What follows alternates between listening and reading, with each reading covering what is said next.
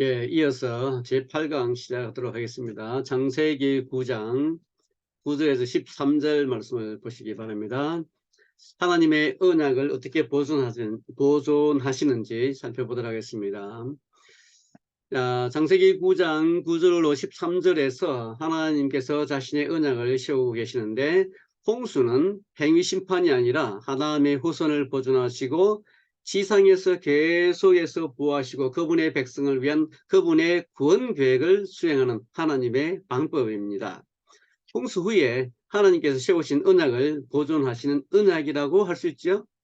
노아와 맺은 언약은 9장 1절부터 절정에 이르는데, 하나님은 노아에게만 복을 주신 것이 아니고 그의 후손들도 생육하고 번성하여 땅에 충만하도록 축복을 하시고, 그뿐만 아니라 8절에서 보면 모든 생물도 언약에 포함시켰다는 것이죠. 우리가 이것을 통해서 볼 때 생물을 지키지 않으면 인류가 살 수 없다는 것도 우리가 짐작해 볼 수가 있습니다. 그래서 자연을 보호하는 것, 이것도 우리에게 주어진 하나의 책임이라고 볼 수가 있는 것이죠. 하나님은 언약의 상징으로 무지개를 보내고 계시고, 보존 언약은 창조 언약과 연결이 되어 있습니다. 둘 다 아담에게 주신 은혜 언약을 공통적으로 갖고 있죠. 창조 언약에서 하나님은 영생을 약속하셨습니다. 은혜 언약에서 영생을 지키기 위하여 여자의 후손을 지키시겠다고 약속을 하셨죠. 그리고 보존 언약에서는 다시 물 심판을 내리지 아니하시고 언약을 지키시겠다고 약속을 하십니다. 하나님은 거룩한 후손이 끊어지지 않게 하시겠다는 뜻을 내포하시고, 그 다음에 그 약속의 징표로서 무지개를 우리에게 보여주신 것이죠. 언약이 갱신된 것처럼 보이지만은 언약의 내용과 의미는 변하지 않았습니다. 9장에서 핵심 단어가 등장하는데 그것은 바로 언약입니다. 9장에 언약이 7번 등장합니다. 하나님은 언약을 2번 세우시고, 그리고 3번 서명하시고, 그리고 2번 언약을 기억하십니다.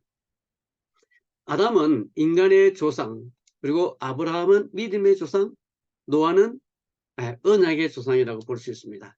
언약이라는 이 단어는 처음으로 노아에게 사용이 되었죠.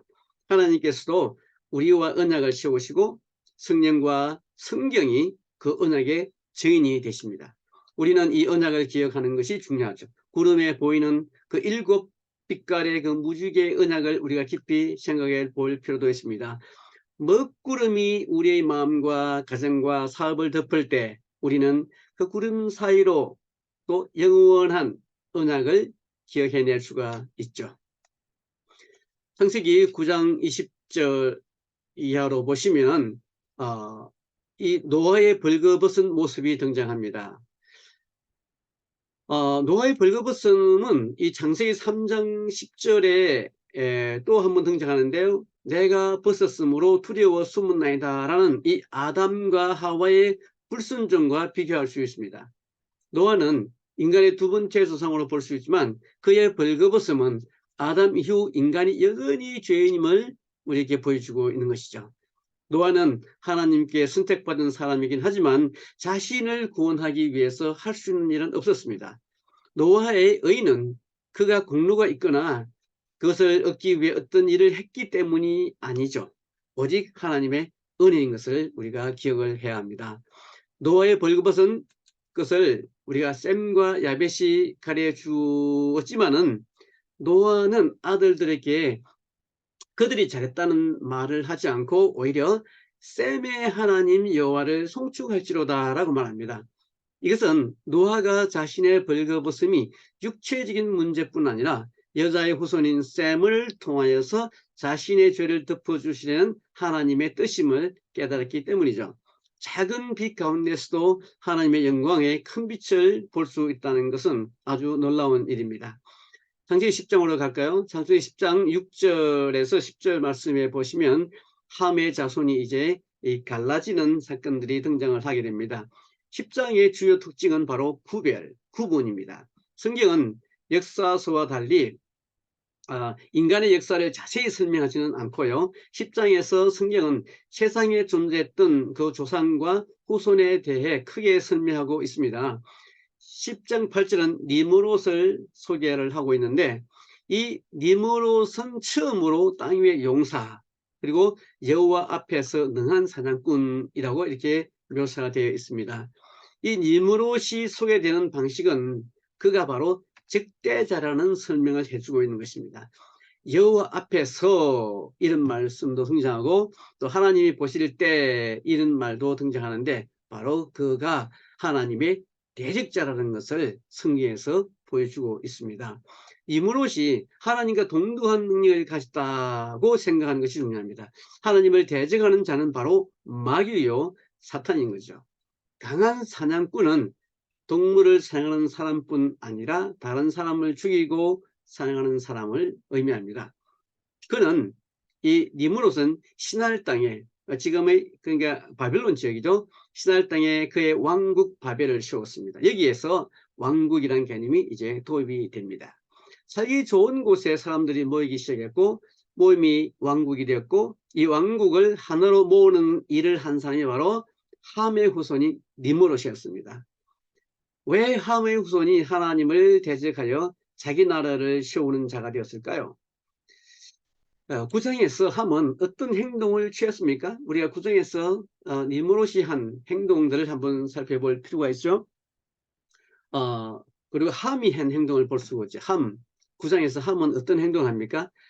아버지가 벌거벗었다는 사실을 폭로합니다. 예, 사단의 특징이죠. 바로 폭로하는 자입니다.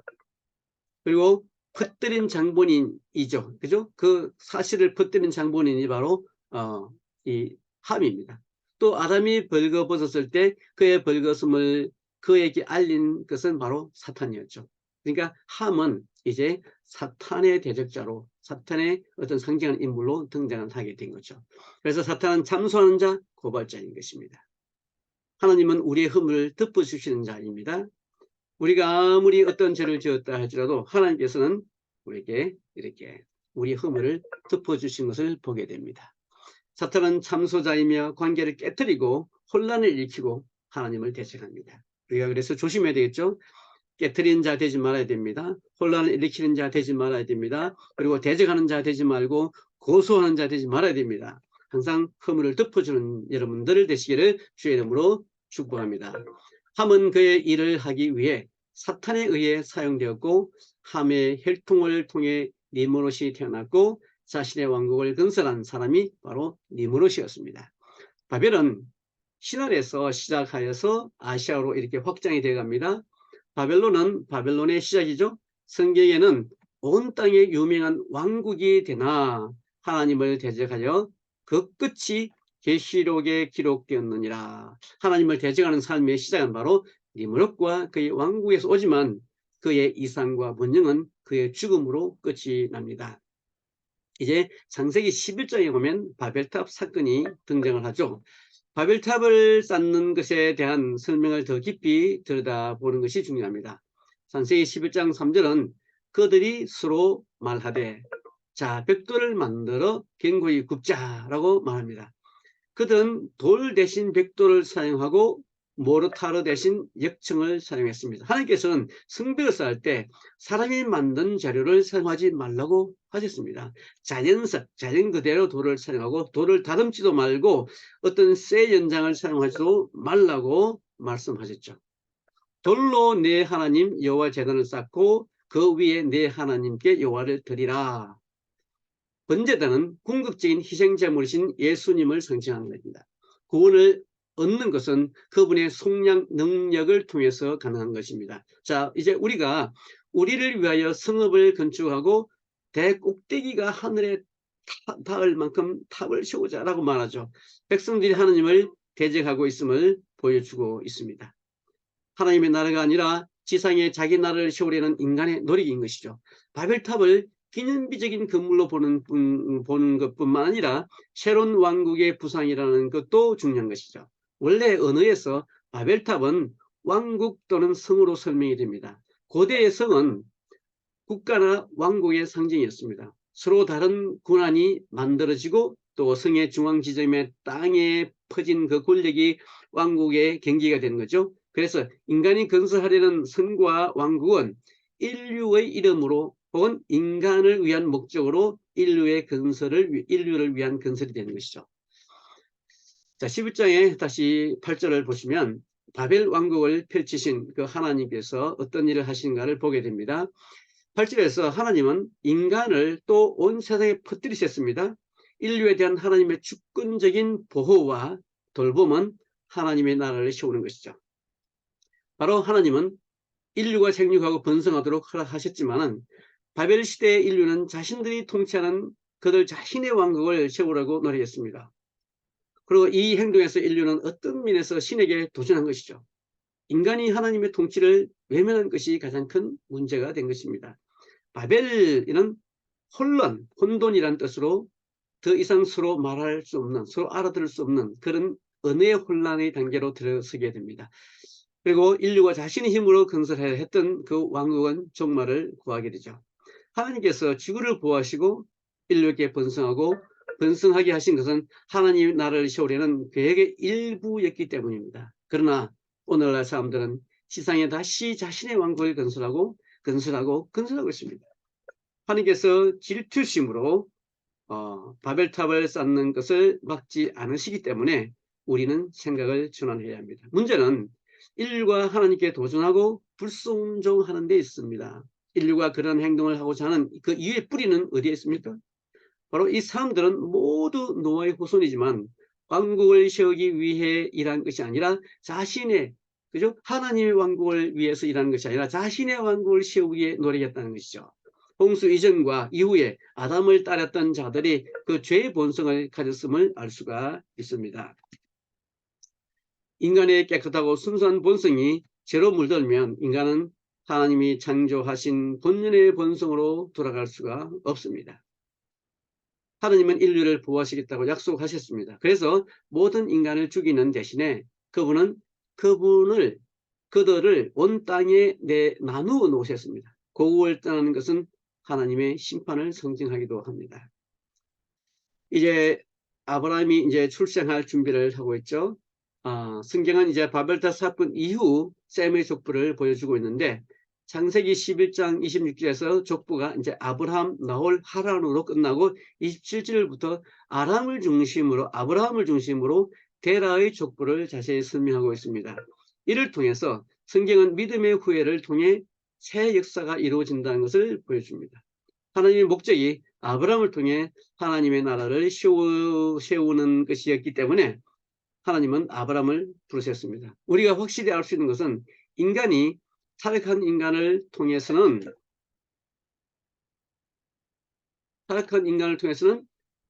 하나님의 나라를 세울 수 없기에 하나님께서 특별히 당신의 백성을 택하여 당신의 나라를 세우게 하시겠다는 것이죠. 하나님께서 그의 나라를 이루고 또 그의 뜻을 이루시는 그 근원과 방법을 살펴보는 것도 중요하다고 생각됩니다. 자, 창세기 12장에서 24장에 있는 내용은 이제 아브라함을 통해서 성취된 그 하나님의 구원 계획에 대해서 12장부터 24장까지 기록을 해주고 있습니다. 인류가 스스로 세우려 했던 그 왕국은 하나님에 의해 이제 찢어지고 아브라함 한 사람을 통해서 하나님의 왕국을 세우기 시작하죠. 하나님께서 이 약속을 아브라함께 주셨고 이 약속에서 하나님의 선하심과 신실함을 우리가 볼 수가 있습니다. 이제 드디어 창세기 12장 아브라함이 이제 하나님의 부르심을 받습니다. 창세기 11장은 인간의 힘으로 만든 왕국 결국 어떻게 멸망하고 징벌받았는지를 보여주고 있죠. 그러나 이제 12장에서는 하나님께서 부르시고 택하신 자를 통해서 어떻게 하나님의 나라를 세워지는지를 보여주고 있죠. 하나님이 세우시는 그 나라는 축복이 충만한 나라이고 인류가 받을 모든 축복의 중심점이고 바벨탑 사건 이후에 하나님은 아브라함을 부르시고 선택하셨습니다. 그리고 12장 1절 3절에서 원문에 보면 내가 하리라는 문구가 4번 등장합니다. 그러니까 하나님께서 친히 이 모든 역사를 이루시는 것이죠. 내가 하리라. 이것은 하나님께서 반드시 이 일이 일어나도록 하시겠다는 구체적인 의도로 우리가 해석할 수가 있습니다. 인류가 세운 그 왕국을 무너뜨리신 하나님께서 아브라함을 택하시고 그 왕국을 세우셨습니다. 하나님은 아브라함에게 첫 번째 약속을 하게 되죠. 하나님께서 아브라함과 맺은 그 약속은 세 가지로 나눠 볼 수가 있는데, 이제 첫째는 하나님은 내가 너로 큰 민족을 이루게 하리라. 그렇죠? 큰 나라가 되려면 많은 인구가 있어야 합니다. 아브라함과 약속을 확인하기 위해 인구가 있어야 되죠. 큰 나라가 백성이 많아야 되죠.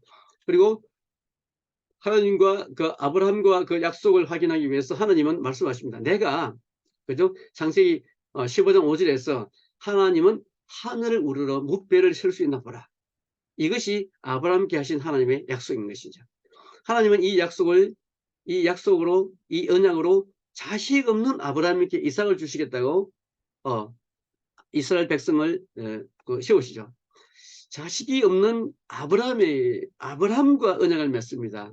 그러니까 하나님은 이미 아브라함 속에 있는 민족을 보신 겁니다. 우리는 보이지 않지만 하나님께서는 아브라함 속에 있는 구체적인 하나님의 민족을, 백성들을 보신 것이죠. 그죠? 그래서 아브라함의 후손이신 예수님께서 이 땅에 오시고 또 교회를 낳으실 것에 대한 것을 미리 하나님은 보신 것입니다. 하나님의 계획 속에 다 들어있는 것이죠. 하나님의 언급은 그분의 아들 예수 그리스도를 통해서 반드시 회복될 것이라는 것을 갈라디아서에서 말씀해 주고 있습니다. 갈라디아서 3장 29절에는 너희가 그리스도의 것이면 곧 아브라함의 자손이요 약속대로 유업을 열 자니라 라고 기록합니다. 둘째 약속은 뭐냐면 하나님은 이 땅을 내게 주어 기업을 삼게 하리라. 7절 말씀이죠. 하나님께서 아브라함에게 하신 약속은 그의 후손이 크게 되고 가나안 땅의 주인이 될 것이라는 것입니다. 성경에 기록된 역사를 통해서 우리는 하나님께서 약속하신 땅을 어떻게 받을 것인지를 알 수 있죠. 하나님께서 약속하신 가나안 땅은 바로 예수 그리스도께서 태어나실 땅입니다. 그 구체적으로 낙원에 들어가는 것은 예수 그리스도를 통해 이루어지실 것입니다. 세 번째 약속은 하나님의 축복하는 자에게 내가 복을 내리고 땅의 모든 족속이 너를 인하여 복을 얻을 것이다 하는 것이죠. 3절 말씀이죠. 이 약속의 핵심은 뭐냐면 아브라함의 후손인 예수 그리스도께서 지상에 있는 모든 사람에게 구원을 가져다 주실 것이라는 점입니다. 이 축복의 핵심은 바로 하나님 곧 우리 주 예수 그리스도의 아버지를 찬송하리로다. 그가 그리스도 안에서 모든 신령한 복으로 하늘에서 우리에게 복 주신다고 하는 말씀입니다. 예수 그리스도를 통해서 우리는 하나님께 나와 하나님과 함께 있어 그의 이름을 영화롭게 하고 그의 임자를 누릴 수가 있는 것입니다. 축복하는 자에게 내가 복을 내리고 땅의 모든 족속이 너로 말미암아 복을 얻을 것이다. 이 구절은 그 중심 사상에서 찾아볼 수 있는데 바로 여자의 후손을 통해 메시아가 탄생할 것에 대한 말씀을 은연중에 하고 있는 것이죠. 하나님은 이 약속을 5번 반복합니다. 하나님께서 이렇게 하신 것은 약속을 지키시는 분이 자신임을 보여주기 위한 것이죠. 또한 하나님의 약속에 대한 인간의 그 망각과 불성실 때문에 그렇기도 합니다. 이 약속의 중요한 정보는 바로 예수 그리스도입니다.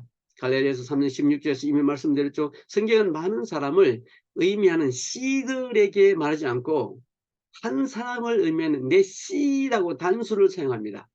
그리스도, 이 구절은 신약의 관점에서 구약을 해석한 것이죠. 그에게 후손을 주시겠다는 하나님의 약속은 바로 예수 그리스도를 보내시겠다는 하나님의 약속인 것입니다. 갈라디아서 3장 8절에 보면 하나님이 이방을 믿음으로 말미암아 의로 정하실 것을 성경이 미리 보고 먼저 아브라함에게 복음을 전하되 모든 이방이 너를 인하여 복을 받으리라 하였느니라고 말씀합니다. 하나님께서 아브라함과 맺으신 약속은 복음으로 이해할 수가 있지만 이 약속은 아브라함에게만 해당되는 것이 아니고 오히려 그것은 이방인들에게 믿게 될 복음을 말하고 있습니다. 아브라함의 그 후손인 예수님은 이스라엘 백성을 구원하러 오실 뿐만 아니라 땅에 있는 모든 사람에게 복을 주시는 하나님의 뜻인 것을 알 수가 있습니다. 자, 오늘 여기까지 말씀을 마치도록 하겠습니다.